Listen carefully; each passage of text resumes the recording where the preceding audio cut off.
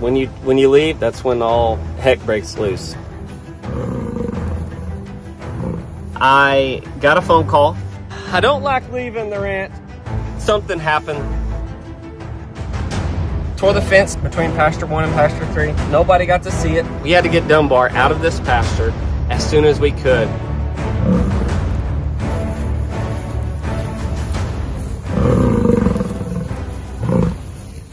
Hey guys, Dusty Baker with Cross Timbers Bison, and welcome back to our channel. Thank you guys for watching us.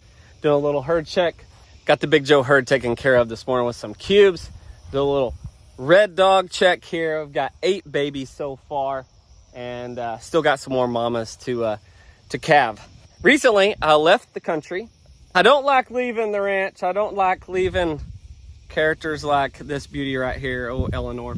But I got invited to go to Canada to speak at a bison field day. My first time to go to Canada. Had a great time. Hung out with some really good bison folks. Look at this princess here. I'll have to catch you up on the phone call I got while I was in Canada. But we'll talk about that here in just a little bit. Here's a little glimpse from my trip to Canada. You guys take a look.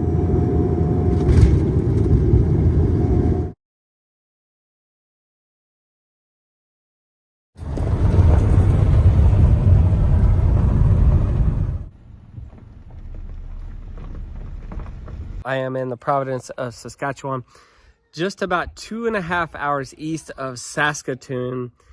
Having a good old time. We are out here at a bison field day put on by the Bison River Ranch. Put on by some good friends, Lonnie Bulmer and his family, on by his ranch here. What is a bison field day? It's basically a day for bison folks to get together, and even people that are interested in raising bison to get together, socialize, hear speakers from different places and even national parks come and talk about raising and managing bison. Pretty. I even got to meet the Bison River Ranch bottle babies, Maleficent and Willow. Yes, and here's Willow, and this is Maleficent. What happened to the red dog? I mean, or mama? We don't know. She just rejected. Oh, really? Yeah, my in-laws found her. She must have been about a week old, because she was all by herself, but like really, she must have had colostrum. And she was all by herself. Waited a couple of days, and no mama came. Started bottle feeding her, and she's been doing good. Really?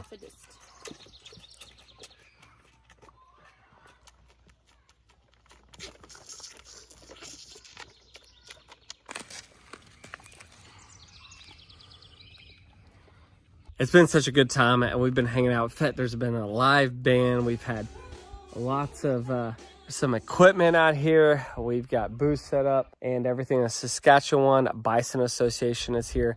Been a fun weekend, been a fun day of everyone here.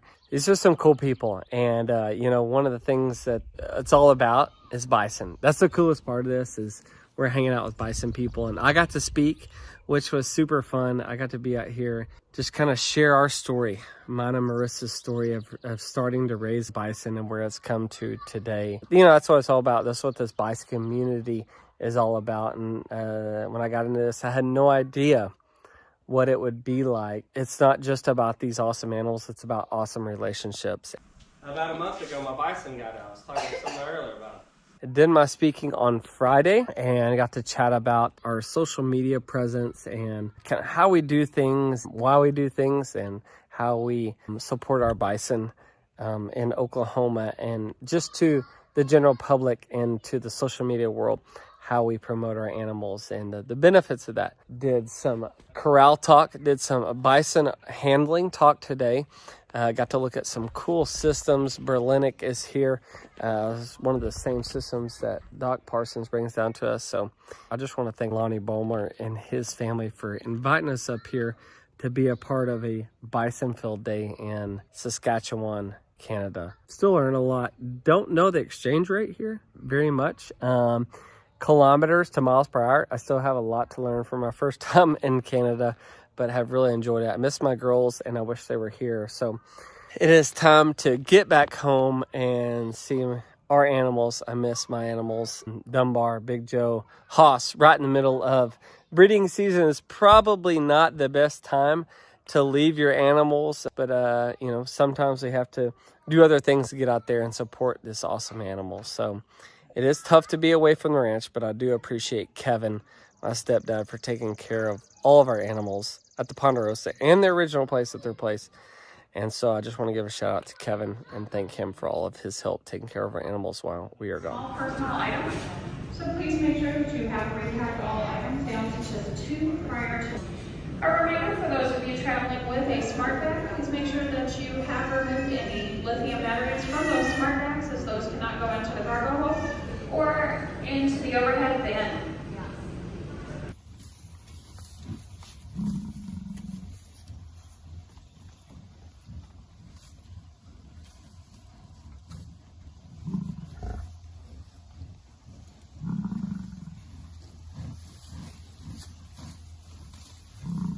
So, in Canada, right after I just filmed this little ending segment before I called it a night, I got a phone call from Marissa, who also got a phone call from Kevin. Kevin called Marissa. Marissa called me right after. And what happened was a phone call that I didn't want to hear. So, you guys know it is a breeding season here. Most all America, it is breeding season for bison. And so what happened is I had an area where a corner about 8 feet apart or so where Dunbar and Big Joe could sort of come face to face. And something happened that I never wanted to happen. Something that the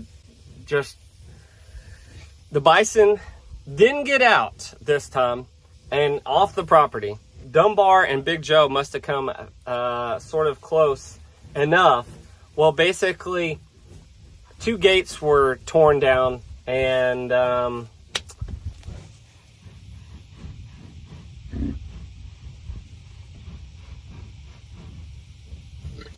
Dunbar herd ended up with the Big Joe herd.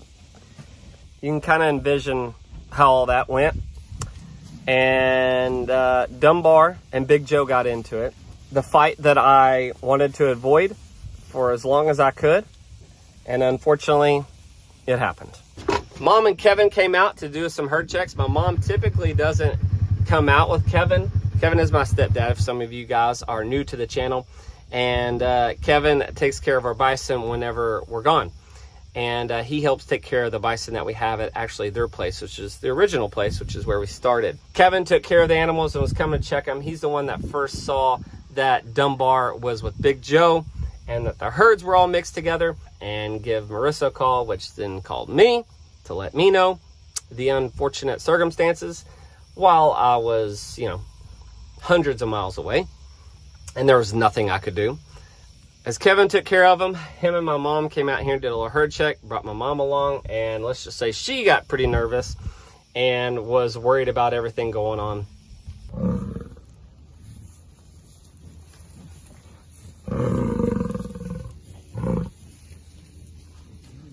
You guys take a look. This is the footage that my mom and Kevin took while they were doing some herd checks and sent to me while I was in Canada. And yeah, first time ever Big Joe and Dunbar are in the same pasture.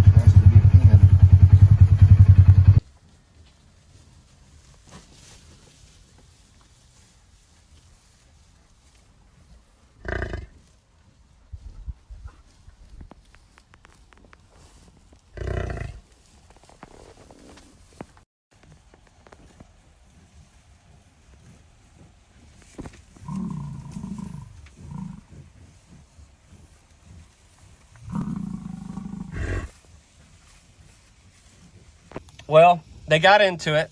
They got kind of aggressive. Basically, Dunbar probably, or Big Joe, the guy here, knocked 2 gates. I'm going to scoot over here in the middle. Knocked 2 gates off the hinges. Broke the hinges, basically. And then ended up in the same pasture. So we had one large herd. There was 28 in that Haas group, and there's about 16 in the Big Joe herd, and I had my biggest herd at one time. Not the exact situation that I wanted, for sure. And it didn't go well for Dunbar. After calling Kevin and talking to him, after I found this out, they got locked up, tore through a fence, tore the fence to pasture 1, between pasture 1 and pasture 3, tore it up, and basically had fought. Nobody got to see it. I probably am glad I didn't see it. But let's just say that Big Joe won, and Dunbar got kind of kicked to the side and got injured. Dunbar did get injured, and you're gonna have to back up, buddy. Back up, back up. Dunbar did get injured. He seemed like he hurt his front right shoulder, and so not good at the Cross Timbers Bison Ranch. I knew that we had to keep a pasture between them, but thought this was enough space where they actually weren't able to touch nose to nose in this situation, but 2 corners meeting was enough, and that's basically was enough for the aggression and dominance during breeding season to show.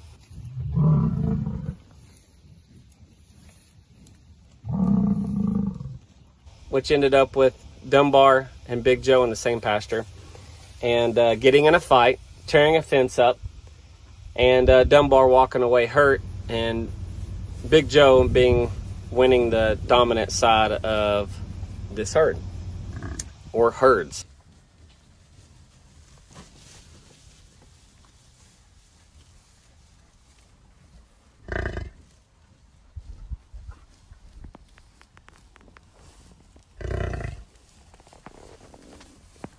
So while I was gone, things went great. But, you know,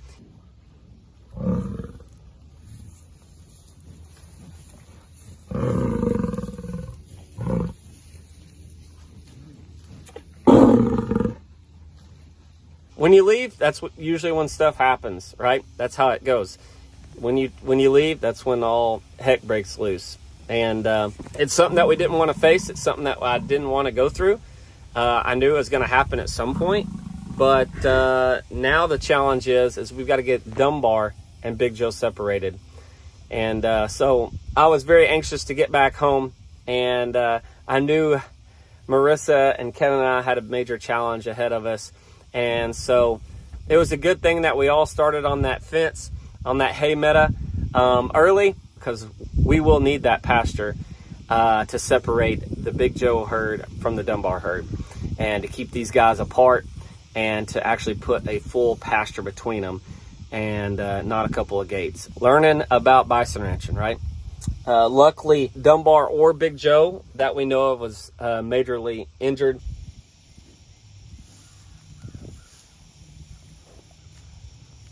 I knew we had work to do when I got back to try to get these animals separated, because the chance of them fighting and to keep fighting during breeding season, we had to get Dunbar out of this pasture as soon as we could and try to get things back to normal and try to prevent Dunbar from getting even more injured than he already is. So now the challenge is getting them back to where they need to be. That'll be fun, and had a great time in Canada and really enjoyed that. Good people that I got to hang out with, some good Canadian friends. So anyways, back to the ranch, back to work. In the next video, watch Marissa and I try to separate an injured Dunbar from Big Joe.